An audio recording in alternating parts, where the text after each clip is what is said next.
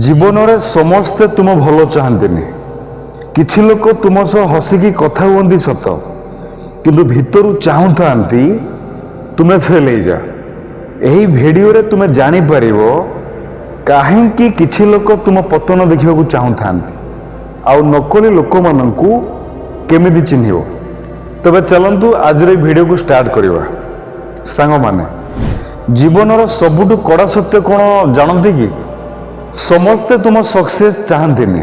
ହଁ, କିଛି ଲୋକ ତୁମ ସହ ହସିକି କଥା ହୁଅନ୍ତି, ତୁମ ସାମ୍ନାରେ ସପୋର୍ଟ କରନ୍ତି, କିନ୍ତୁ ଭିତରୁ ସେମାନେ ଚାହୁଁଥାନ୍ତି କି ତୁମେ ହାରିଯାଅ।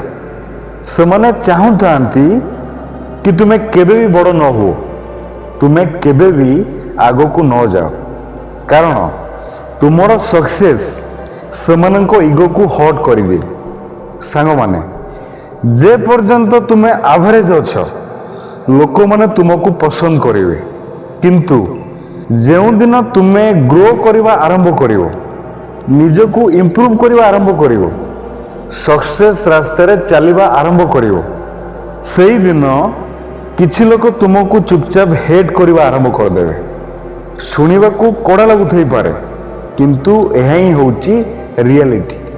କାରଣ ସମସ୍ତେ ତୁମ ପେନ୍କୁ ନୁହେଁ, ତୁମ ପୋଜିସନକୁ ଦେଖନ୍ତି।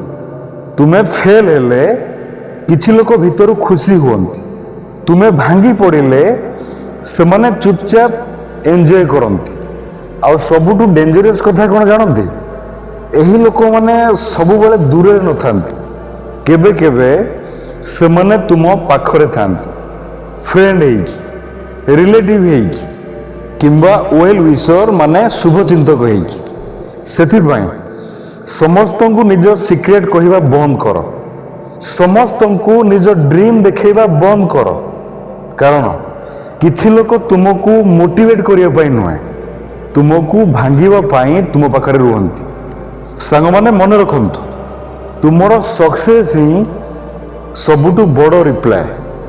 ସେଥିପାଇଁ ଲୋକମାନଙ୍କ ହେଟ୍କୁ ଦେଖିକି ଭାଙ୍ଗି ପଡ଼ନି, ଚୁପଚାପ ନିଜକୁ ଇମ୍ପ୍ରୁଭ୍ କରିଚାଲ।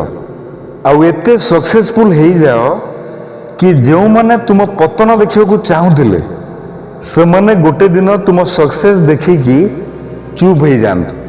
ଜୟ ହିନ୍ଦ।